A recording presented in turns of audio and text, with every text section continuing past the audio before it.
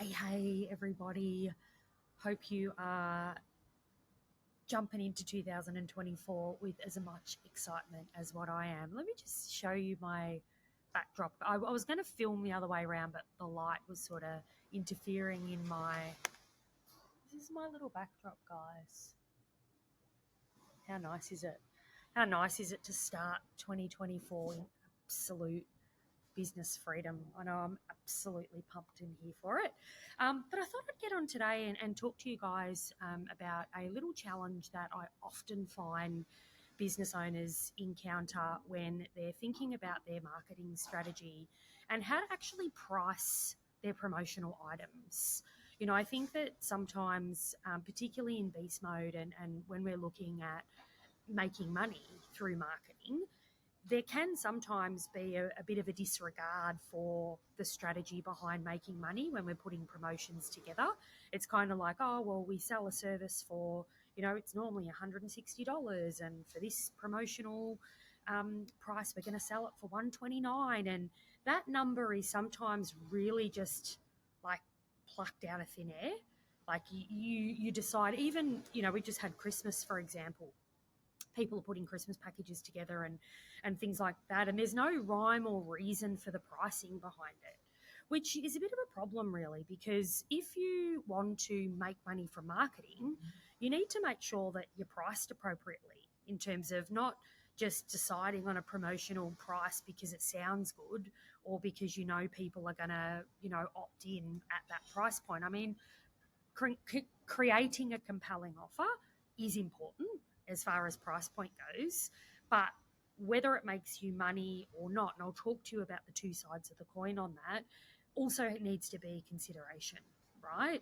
So often when we run strategies at beast mode, we run something called a low barrier to entry strategy. So what that is that we try and pick a price point that is as low as we can get it without the business losing money, right? We don't do engage in marketing to lose money, right? We need to make sure that we're making money the whole time. But the pricing of the service itself is aimed to break even, right? So when we talk to business owners about, what price point do you want to put it at? This is the price point that has worked for other businesses. Does that work for you? The expectation is that the business owner actually has an understanding of how much it costs to actually deliver that service. Now, when we look at that, things that make up a service cost are your variable expenses, which are things like your wages, your consumables, there's also a consideration around your fixed expenses, and then there's a consideration around profit.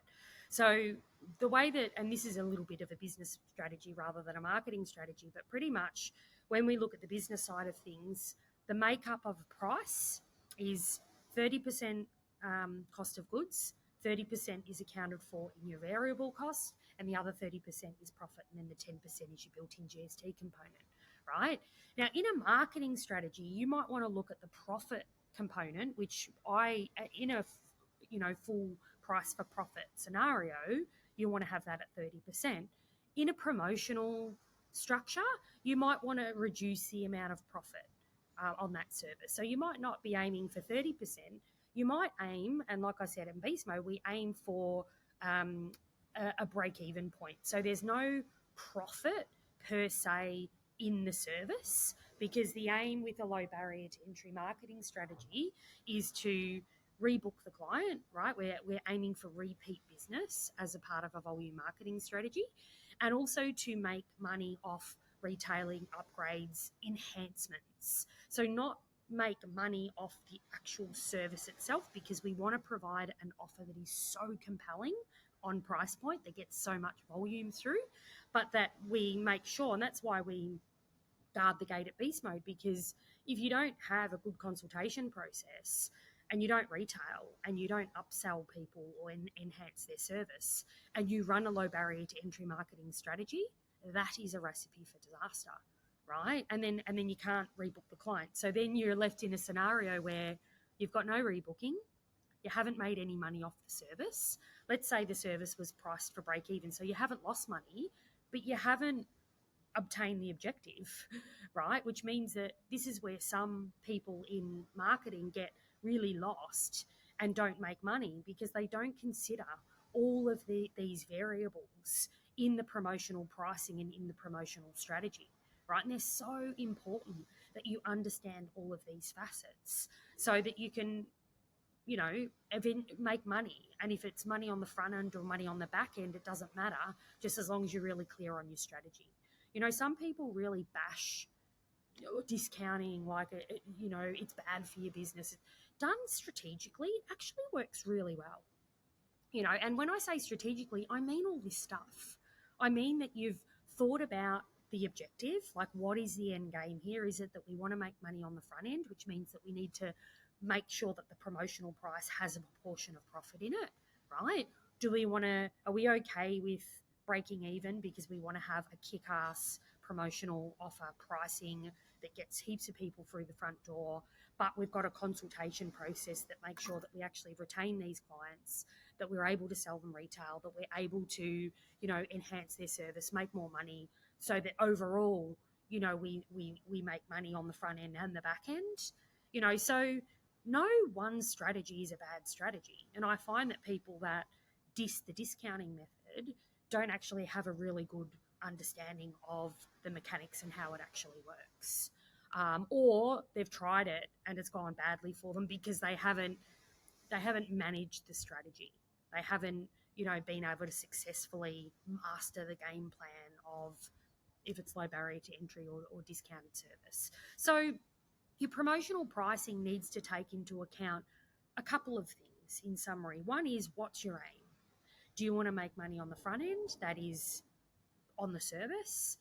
Are you okay with breaking even on the service and making money on the back end, as far as, with the retention of the client, with the retailing of the client, with the enhancement of the service, all of that? And that's semi front end as well. You know, all of that needs to be taken into account when you're setting your promotional price. Because, the other thing that needs to be considered also is that when you're engaging in marketing, it actually costs money. So there's a new expense variable that's in there as well that is not necessarily taken into account when you're pricing your menu to start with, because the way that you create that is just by general expenses, and marketing is not always an expense that people factor into their pricing menu. So I hope that helps you get some insight into promotional pricing, what to do, what not to do, or things to consider when you're putting together a promotional structure and a pricing, rather than just picking a number out of thin air and hoping for the best, hoping that people buy it. You've really got to think about the business mechanics behind promotional pricing and make sure that you consider all of these things that I've just mentioned. I hope that helps.